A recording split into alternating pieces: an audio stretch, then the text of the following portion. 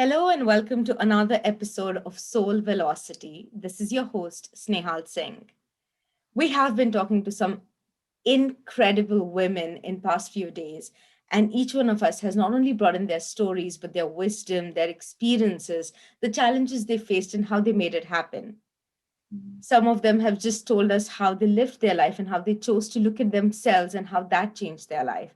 And I want to continue this journey today as well. Today, I have an amazing person with me here who is not only serving, just her own clientele, but the world in very beautiful ways. Who am I talking about? I am talking about Dr. Anneli Driessen. She is the CEO of two companies, MaxAC International Incorporation and the International Metaphysical Academy Incorporation. She's also a master certified coach. Her key area of serving people or individuals is C-level executives and people who are employee character, where she does the work of employee character assessment, final selection interview, conflict resolution, intrapersonal review, and so much more. There is another business side as well to her. And if I keep talking about her accomplishments, I think I'll go on for another 15 minutes. So I want to hold on here and I'm going to ask, Dr. Driessen to tell us a little bit more about who she is and what she does. So first of all, thank you, Dr. Driessen, for just being here and supporting us with this book and sharing your story through the book as well. So tell us a little bit more about who you are. Well, again, thanks for inviting me today. It has been such a joy to work with you guys and to work on this tremendous project to bring women who are serving and are really a light in this world together and share their little story or their big story. I just want to make sure I'm no longer serving as CEO for MaxX International. I finished that in 2018. Just want to Wow. make sure that would be too much for me to do now. But my main mission is the establishment and continuation of the International Metaphysical Academy. That is really my heart project. That is the one that I want to leave behind long after I'm gone. So as you mentioned earlier, I have a lot of accomplishments, and usually when we introduce ourselves, we define ourselves by what degrees we have or what positions we have in this world. But on another level, I know that I am simply an incarnated soul that knew before I came here that I had a task, that I had a mission. And this is something I know that is not something that I need to convince anyone of. I just know this to be true. And when I look at my life, I can identify already early that I knew when I was in kindergarten that I'm here to help people. For example, I would have a hospital for ill dolls. So I would collect dolls, from the neighborhood who had no arms and legs, and I had little hospital beds, and I would look after them and to wrap them up. Even at that time, I took dolls that has no head, not knowing that, of course, they wouldn't survive without a head. But so I looked after them, and simultaneously, I had an imaginary school. I was teaching. I had all these healthy dolls sitting, in a row, and I would teach them. I had little things for them to write on and all this. So looking back in my entire history, even when I was a youth leader and then organized over 300 women within 3 years, and later on was a part of an organization of the Excellence Series where I was manager. And looking back, I have my entire history as preparation for what I'm doing today. All my training, my extensive world travel, my connections all over the world, and this is what I'm doing now. And the academy is really the most important contribution that I know how to give. Wow. I loved the way you said it. And that actually says so much about us, right? What we did as a child and what we enjoyed somewhere gets converted into passion, which then becomes our compassion. And we make it as a part of our life. And the way you spoke about your academy. So, can you tell us a little bit more about what is your academy all about? What can Yes, one learn? yes, thanks for asking. I should backtrack. When I was a clinical counselor and I encountered a number of women, particularly women who had been victimized by mediums who had been telling them horrible stories, I published articles to warn people and to be very cautious. And almost comically, I was led to a first-class, high-level medium who now resides in Austria by the name of Manuela. And it's a long story how I got there, but we met and I was absolutely blown away by the accuracy and simplicity of the information that was transmitted.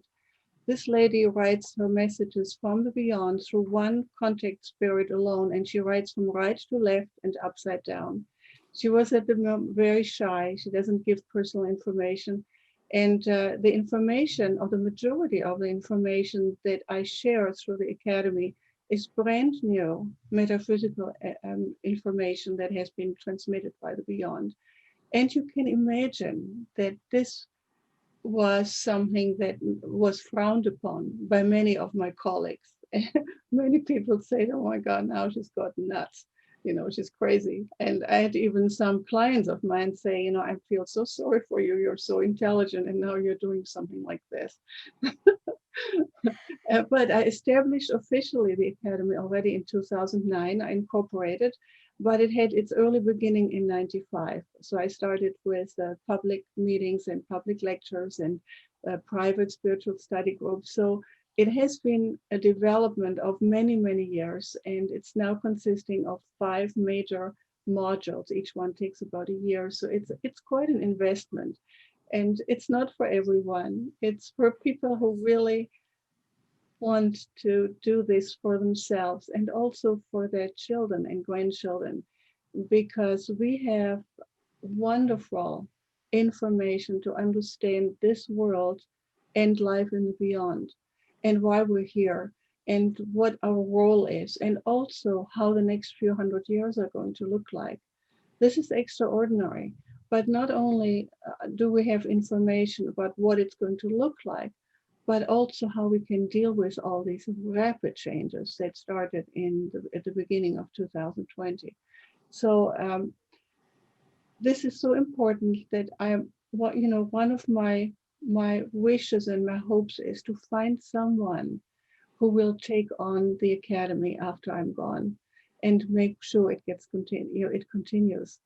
And so it has not been going without any major challenges, as you can imagine.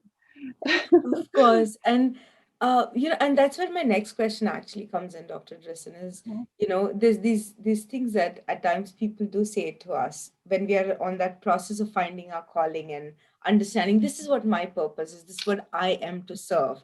And Mhm. then there is that logical world which says, but you're so educated and you have done this. Why do you want to choose this path? So, how did you know that I want to go ahead with this path and this is what I want to educate the world about? And, as you said, it's all about finding the truth. So, how did you choose your truth? This is a very interesting question. We talk about a calling a lot. And I think I titled my chapter My Calling. And when I was little, I remember in kindergarten, I was praying and I said, please God, call me. I know that, priests have a calling and nuns have a calling. I heard about that because I grew up Catholic. I'm no longer Catholic, but I'm a metaphysical minister now. And so I'm very, very inclusive. And I asked God to please call me. And I listened and no one called. So I thought, well, I'm probably a bad kid, which is what my mother told me anyway, that I was a bad kid. So I thought, well, I don't have a calling. And so I just let it go. And I remember when I reflect on the question, I think I just intuitively followed whatever showed up in my life that was in front of me. And I did it, I initiated a lot of things in my life, just an amazing range of new groups, of uh, new classes, new businesses even. And everything just led me to the next step. And so my answer would be just follow my intuition, and also look for people who are leaders. I know I was always drawn to people who made things happen. people who inspired me, and I have just a huge list all through my life. And then, it's sometimes a lonely journey, and to as you may know, and to just stay true to that, regardless of what your family thinks, or your neighbors, or your colleagues, or my coaching group, or whoever is in my life. To just keep going requires, I don't know really what it requires, just an enormous amount of something. Maybe you can call it strength. Maybe you can call it, I don't know, something inside of me just, you know, kept me going. It was my search for truth, my search for the real stuff in life. And so I just kept going, and it was not without pain. Absolutely. And you're so right while when you say that, because the secret of everything that you're saying right now, what I hear is no matter what, you kept going.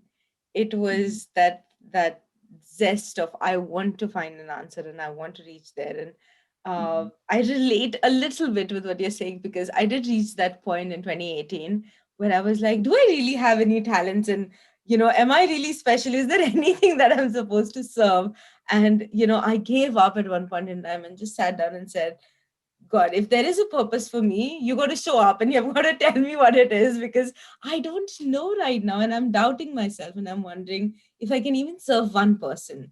So I do relate to that point to some extent where, it's all about surrendering and letting things come to us rather than continuously looking for them while you also want to find answers.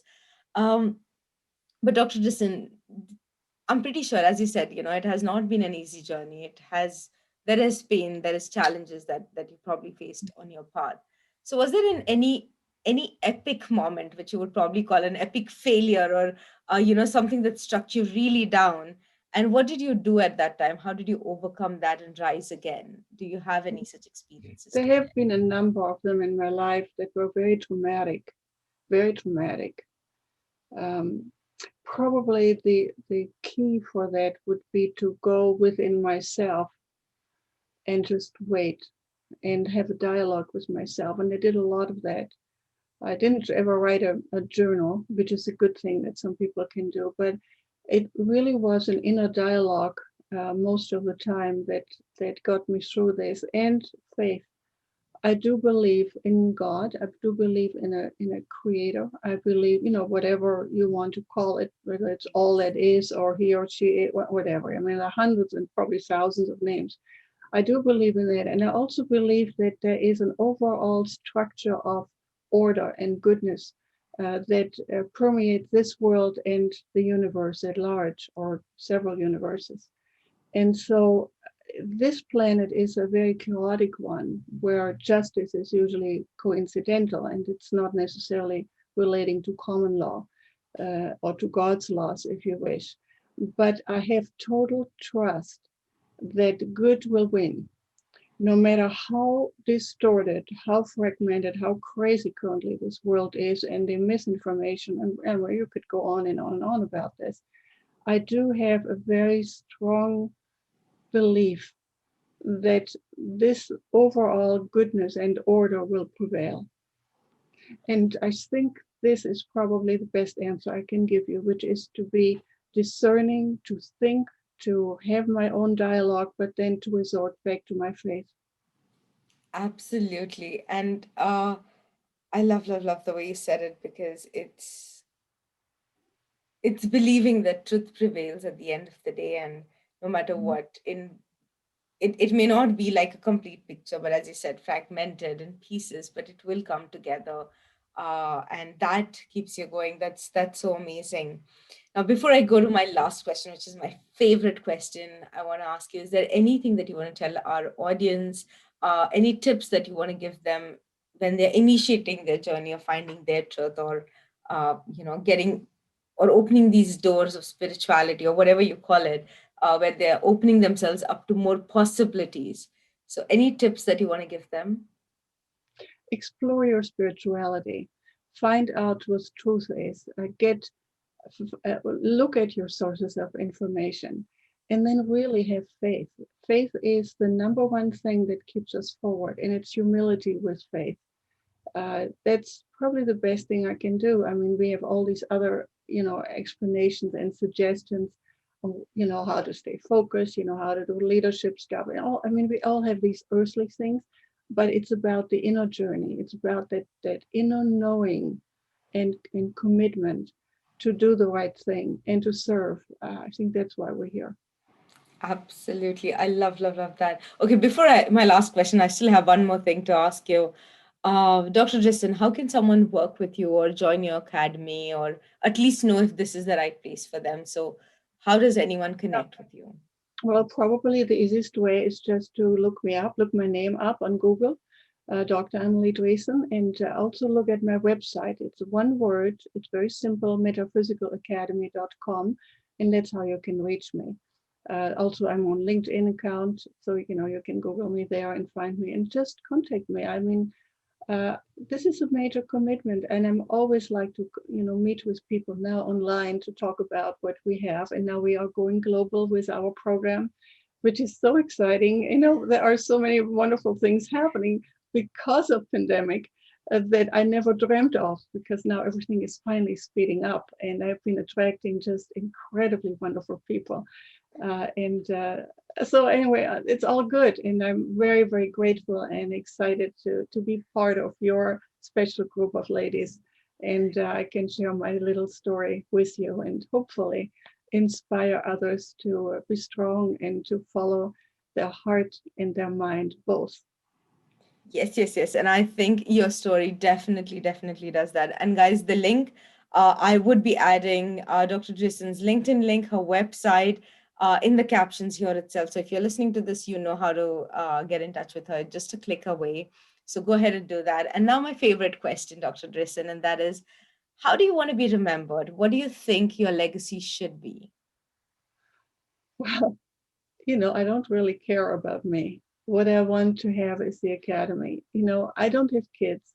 So my husband and I thought, we may be remembered one, maybe two generations, but then it doesn't matter anymore. What I would like to have is that the knowledge that we have, the new knowledge that comes from beyond to help us through the next 300 years, is going to be available. And I know when I'm out of here, I don't really care anymore what people think about me. I I love just want that to do the approach. work. I don't care about the legacy except the work. Truly, that is my one and only desire in this life. I love, love, love the way you said it. And it's true, right? It's all about the work. And I really wish and hope that you find that, that those people or, the individuals who can continue your metaphysical academy to the next level, to the Thank next you. generation and the Yes, generation after that. yes, Because thank there is you. some incredible work that you're doing. And I definitely would say I would want, it to be passed on and on and on, because there's so much wisdom and awareness and uh, you know learning that you don't Mhm. have to face all the challenges to get there. You can learn it because somebody else has already faced those challenges. So Well, thank you for I, doing I this would work. like you to check it out too. I have Yes, a new yes, class starting in September. Who knows? Maybe this is something that excites you and you're hungry for. So let's find out. absolutely. Yes, yes, yes. And I would definitely be checking it out. And thank you, Dr. Jason, for being here again, sharing your story, and just giving us a perspective today where we can see things through different eyes today. So thank you for that. All right. Thank you. Thank you, guys. And guys, that was Dr. Tristan for you. Until next time, remember, we all are born abundant. All we need to do is claim that abundance by taking one step at a time. So take that one step towards your dreams, your desires, your goals, towards your purpose. And remember, if you don't do it, nobody else is going to do that for you. So it's you. Take care. It's your life, your design, and I will see you very, very, very soon. Okay.